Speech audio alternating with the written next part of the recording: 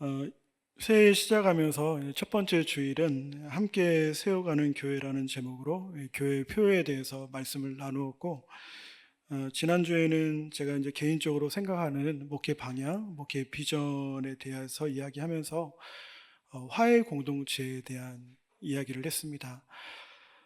개인적으로 저도 그렇고, 그리고 함께하는 교회 공동체가 화해의 여정을 걸어가길 그런 기대하는 마음이 있는데요. 먼저는 우리가 걸어가는 신앙의 길이 새로운 하나님을 만나는, 우리가 하나님 안다고 해도 극히 일부분 알면서 살아가는 것이거든요. 근데 우리가 걸어가는 그 길이 새로운 하나님을 날마다 만나는 여정이 되길 원하고, 그리고 무엇보다도 나 자신을 있는 그대로 사랑하는, 여러분 자신을 너무 미워하지 마세요. 네, 미워하지 마십시오. 네, 더 있는 그대로 사랑하는, 그리고 함께하는 이웃과 더 나아가 자연을 사랑으로 돌보고 품어가는 그런 화해의 공동체를 살아가는 우리 귀한 성도님들 되었으면 좋겠습니다. 오늘은 우리가 이제 교회의 달력인, 우리가 이제 일반적인 달력도 있지만 우리가 교회가 가지고 있는 달력이 있거든요. 그 교회력으로 하면 주연절이라는 절기 이후의 삶을 살아가고 있습니다. 대림절과 성탄절 이후에 예수님이 이제 이 땅에서 공식적으로 사역을 시작하는 절기가 됩니다.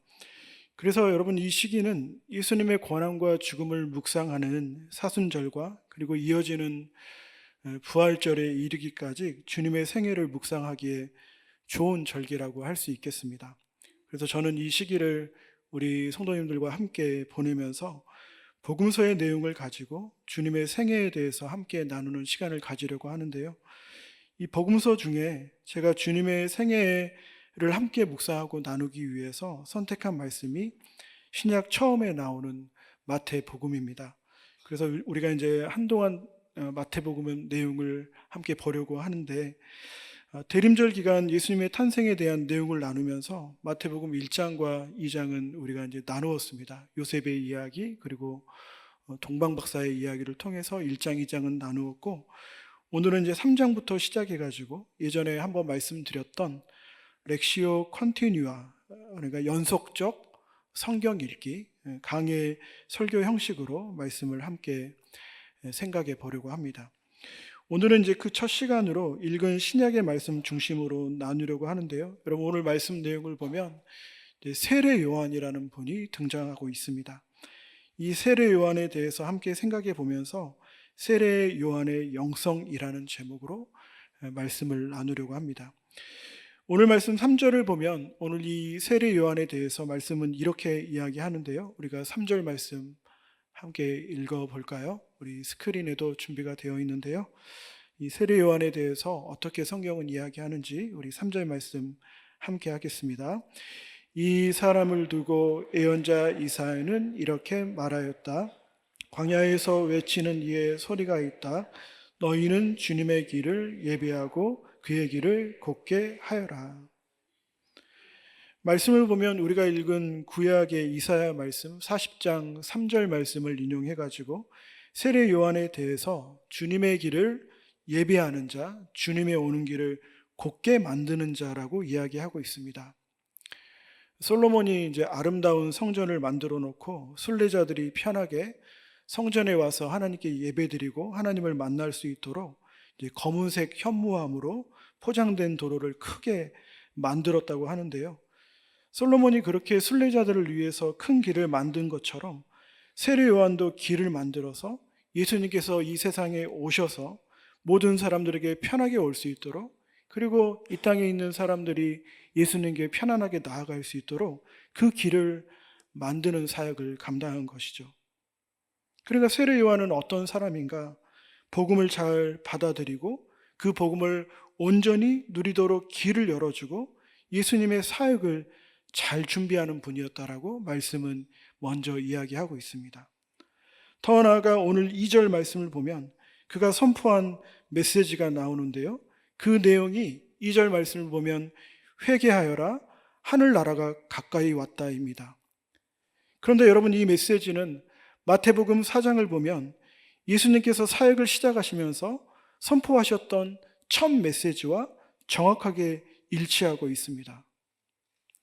그렇게 예수님이 선포한 메시지와 세례 요한의 메시지가 그렇게 일치되었다는 것은 다른 이들이 예수님을 잘 받아들이도록 잘 돕고 준비하는 삶을 살아간 것뿐만 아니라 세례 요한 자신도 예수님과 완전하게 일치된 삶을 살았던, 누구보다 하나님을 가까이 하고 하나님과 친밀한 관계를 누리면서 살아갔던 인물이 바로 세례 요한입니다. 그래서 여러분, 예수님에게 이 세례 요한은 정말 여러분 각별한 분이셨어요. 누가 복음을 보면 그 혈연으로 연결이 되어 있고요. 그러니까 세례 요한의 어머니와 마리아가 사촌지간입니다. 그런 혈연 관계를 넘어서 어쩌면 예수님이 그분으로부터 큰 영향을 받았고, 마태복음 11장을 보면 후에 예수님이 요한을 보고 여자가 낳은 사람 가운데서 이 사람보다 더 큰 사람이 없다라고 칭찬하는, 그리고 후에 세례 요한이 죽음을 당할 때 주님이 크게 슬퍼하신 인물이 바로 세례 요한이 되는 것입니다. 제가 얼마 전에 이제 친한 목사님하고 대화를 나누는데 그분은 이 요한에 대해서 그런 이야기 하시더라고요. 자신의 이제 정체성과 저는 자신은 같게 생각한다고 하면서 예수님을 이분에게 정말 고마웠을 것 같다고, 예수님을 전하는 소리의 역할을 하고, 여러분 소리가 자신의 역할을 한다 하면은 이렇게 사라지는 것이잖아요. 이 소리가 자신의 역할을 하고 아무것도 아닌들이 사라지는 것처럼 그렇게 정체 없이 자신의 역할을 잘 감당하고 사라져간 인물, 그런 면에서 우리는 이 세례 요한에게 관심을 갖고 이분의 삶과 이분의 영성을 눈여볼 필요가 있습니다. 그러면 세례 요한은 어떤 신앙과 어떤 영성을 갖고 있기에, 어떤 마음으로 이 땅의 삶을 살았기에 하나님 나라를 가까이 두고 주님과 일치된 삶을 살아가고 예수님께 그렇게 귀하게 여김을 받고 칭찬받는 삶을 살아갈 수 있었는가? 저는 오늘 말씀을 보면서 세례 요한의 영성에 대해서, 그가 삶을 살아가는 방식, 그리고 그가 선포한 그 강력한 설교를 보면서 우리가 닮아가고 싶은 두 가지 삶에 대해서 함께 생각해 보고 싶습니다. 오늘 말씀을 먼저 1절을 보면 세례 요한에 대해서 이렇게 이야기합니다. 우리가 1절 말씀을 함께 읽어 보겠습니다. 1절 말씀입니다. 함께 하겠습니다. 그 무렵에 세례자 요한이 나타나서 유대 광야에서 선포하여. 말씀은 요한의 활동 무대가 광야라는 것을 우리에게 알려주고 있습니다. 그러니까 여러분, 세례 요한의 영성을 어떻게 단순하게 이야기할 수 있는가? 광야의 영성이라고 할 수 있고, 우리도 세례 요한처럼 광야의 영성으로 이 땅을 살아가길 말씀은 우리에게 도전하고 있는 것이죠. 그러면 여러분, 광야의 영성이라는 것은 어떤 것을 이야기할까요? 오늘 말씀을 보면 세례 요한이 살아간 광야 생활이 어떠한지 이야기해 주는 구절이 나오는데요. 우리가 4절 말씀을 읽어볼까요? 요한이 광야에서 어떻게 살아가는지 우리 4절 말씀입니다. 함께 하겠습니다. 요한은 낙타 털옷을 입고 허리에는 가죽띠를 띠었다. 그의 식물은 메뚜기와 들꿀이었다. 말씀은 요한이 낙타털로 만든 옷과 가죽띠를 입고 그리고 메뚜기와 들꿀로 먹을거리를 삼았다라고 이야기하고 있습니다. 그러니까 여러분, 요한이 지금 살아가고 있는 광야는 어떤 곳인가? 먹을 것과 입을 것을 충분하게 적절하게 필요한 시기에 공급받지 못하는 곳. 그래서 우리가 우리의 삶을 전혀 예측하고 계획할 수 없는 장소가 되는 것이죠. 예전에 제가 단기 선교를 아이들과 나갔을 때 이제 선교사님 통해서 그 선교했던 지역 바로 옆에 있는 사막을 가본 적이 있거든요. 굉장히 저에게는 경이로운 경험이었습니다. 기억에 많이 남고 지금도 마음 가운데 남아있는.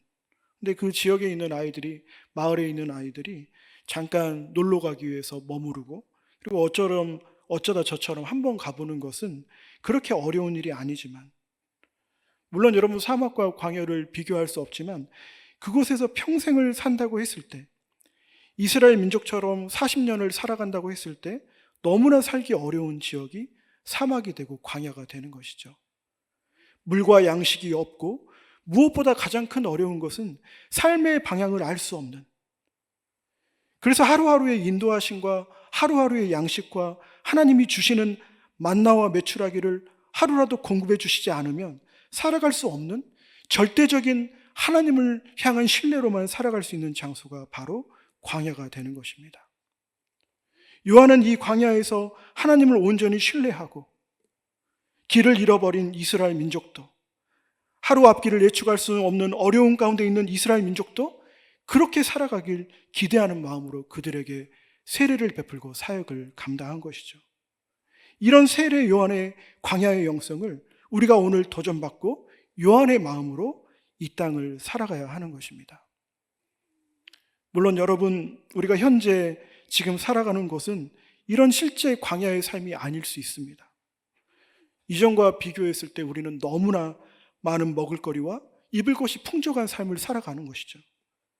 하지만 더 깊이 우리의 삶을 보면 우리도 여전히 세례 요한처럼 광야와 같은 삶을 살아갑니다. 왜냐하면 지금 우리가 먹을 것과 입을 것, 볼 것이 많은 세상을 살아가고 있지만 우리는 여전히 앞이 보이지 않는 삶의 방향을 알 수 없는 세상을 마주하고 있기 때문입니다. 요즘에 우리가 마주하는 소식들을 들어보면 여러분, 그 내용의 대부분은 우리의 미래를 우리가 전혀 예측할 수 없다는 것을 이야기하는 것이죠. 지금 우리가 계획한 것이, 지금 우리가 생각하는 것이, 지금 우리가 어떤 것을 기대하는 것이 앞으로 어떻게 될지 모르는, 더 나아가 요즘에 돌아가는 국제 정세는 그런 불확실한 시대의 흐름을 우리에게 더 명확하게 보여주고 있습니다. 이런 앞이 보이지 않고 방향을 알 수 없는 이런 시대를 살아가면서 우리에게 절대적으로 필요한 마음은 세례 요한처럼 하나님을 절대적으로 신뢰하는 광야의 영성이 우리에게 있어야 되는 것이죠. 그래서 우리가 요한의 마음으로 이 땅을 살아가기 위해 우리에게 필요한 것은 오늘 세례 요한이 2절에서 회개하라, 하나님 나라가 가까이 왔다라고 하는데 우리에게 가까이 다가온, 이미 온, 우리가 지금 살아가고 있는 그 하나님의 나라와 하나님의 통치와 하나님의 다스림을 향해 날마다 우리의 마음을 돌아서는 회개의 마음이 지금 우리에게 여러분 필요한 것입니다. 왜냐하면 우리가 하나님을 지금도 믿고 목사로서 성도로서 신앙의 길을 이 땅을 살아가면서도 거친 현실의 삶을 마주하게 되면, 앞이 보이지 않는 어두움을 마주하게 되면 하나님이 우리의 삶을 여전히 인도하고 있고 우리에게 필요한 것을 날마다 공급하고 있다는 그 믿음이 때로는 희미해지고 때로는 약해지는 삶을 살아갈 때가 있기 때문입니다. 그래서 자꾸 고백하는 것이죠. 어떻게 하지? 우리 자녀들은 어떻게 하지? 우리 자손들은? 우리의 교회는? 우리 한국교회는? 우리 대한민국은?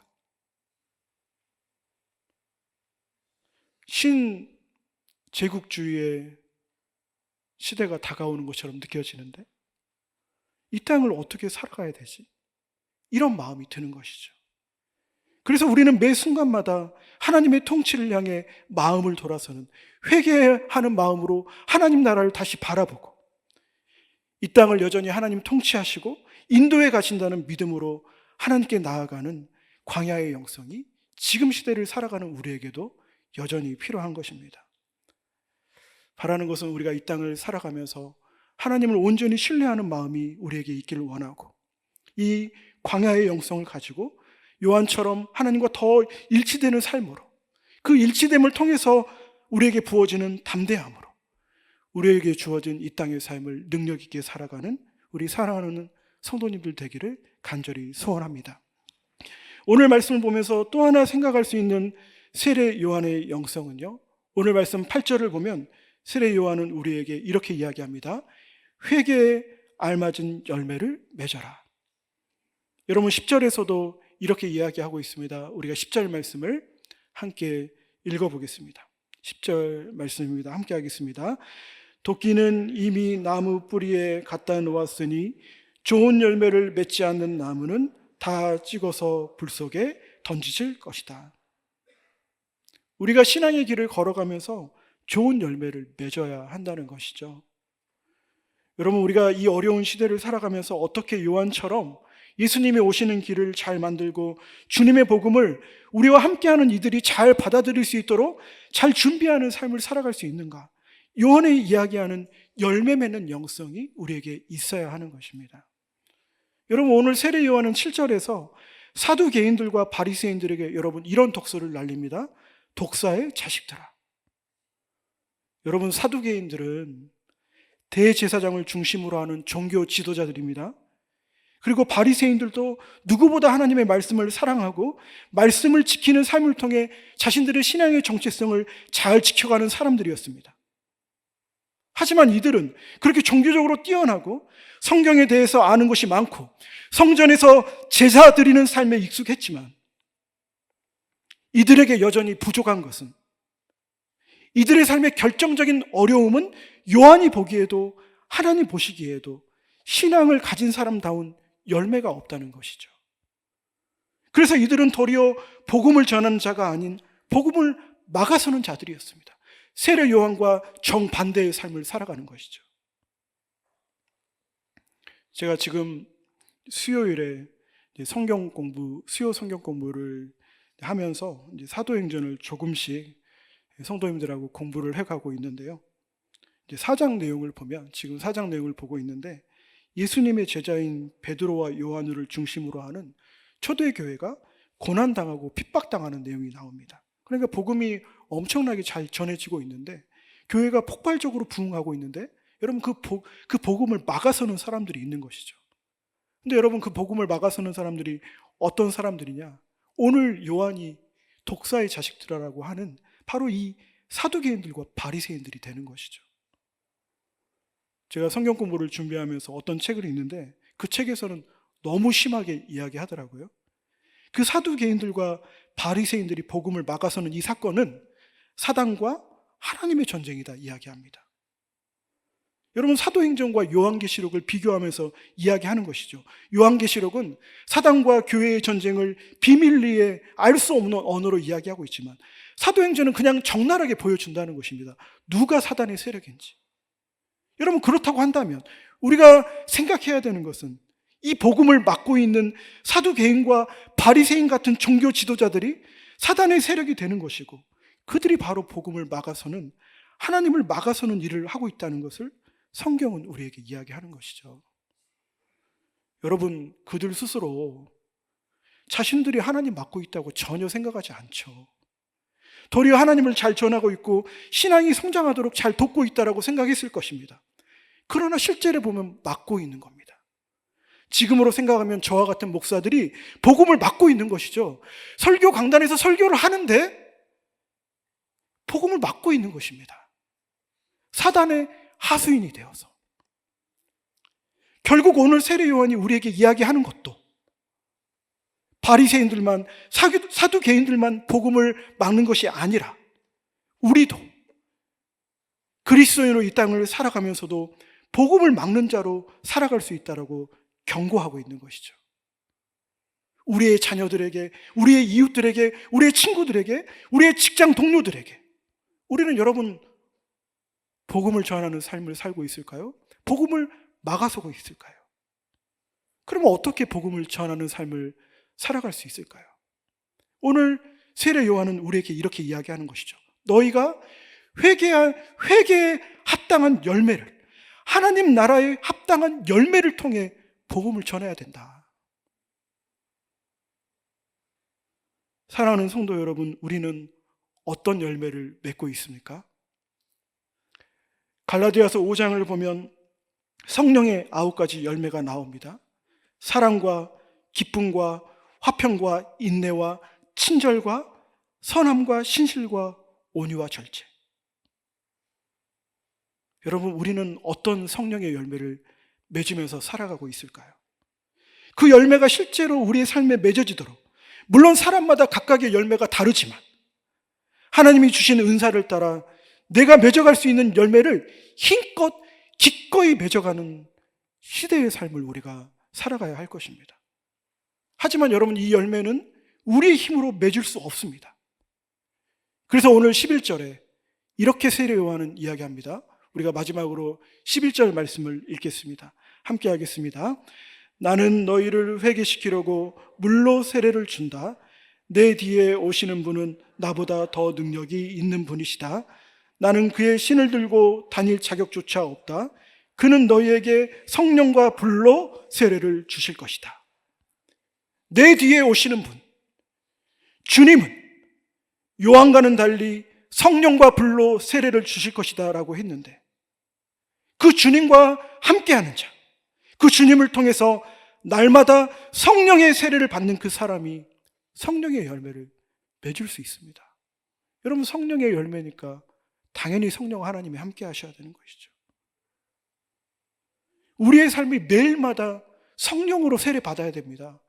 세상의 가치관으로, 나의 생각으로, 사람들이 말하는 모든 생각으로 세례를 받고 살아가는 것이 아니라 성령의 세례를 받고 살아가야 되는 것이죠. 여러분, 어디에서 이 세례를 받을 수 있을까요? 예배의 자리에서, 기도하는 자리에서, 하나님의 말씀 앞에 설 때마다 주님을 통해 우리의 영혼이 새롭게 되는 순간이, 시간들이 우리에게 찾아오는 것이죠. 우리가 이 땅을 살아가면서 주님을 통해 부어지는 성령의 세례가 날마다 있기를 원하고, 우리의 영혼이 그 안에서 새롭게 되고, 그 주님의 능력 안에서 하나님이 원하시는 성령의 열매를 맺어가는 우리 강림의 모든 성도님들 되기를 간절히 소원합니다. 오늘 우리가 세례 요한의 영성에 대해서 함께 나누었습니다.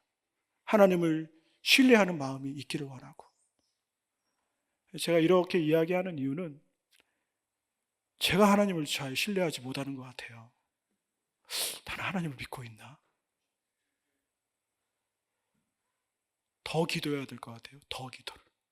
하나님을 진짜 온전히 신뢰하길 원하고, 그리고 목사로서, 또 성도로서, 직분자들로서 하나님이 원하시는 성령의 열매를 잘 맺어가는, 그렇게 요한처럼 주님의 길을 잘 준비하고 하나님의 나라를 가까이 하는 그런 귀한 복된 삶을 살아가는 우리 성도님들 되기를 바랍니다. 기도하겠습니다. 하나님 아버지, 세례 요한의 영성을 우리가 이 땅에서 온전히 살아가길 원합니다. 하나님을 온전히 신뢰하고 하나님이 내 인생을 인도하신다는 그 믿음으로 이 땅을 살아가길 원합니다. 이 땅을 살아갈 때 하나님이 원하시는 열매를 맺고, 그 열매 맺음을 통해 주님의 길을 잘 준비하고 모든 사람들에게 복음이 흘러가게 하고 우리 자신도 복음을 온전히 누리면서 살아갈 수 있도록 인도하여 주옵소서. 예수님 이름으로 간절히 기도하옵나이다. 아멘.